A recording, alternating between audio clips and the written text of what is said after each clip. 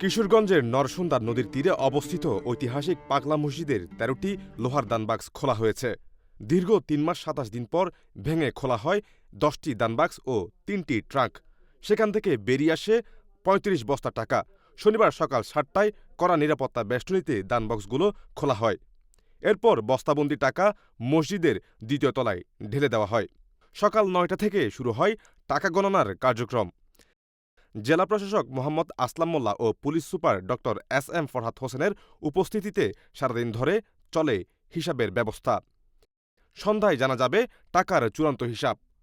টাকা গণনায় অংশ নিয়েছেন প্রায় ৫ শতাধিক মানুষ।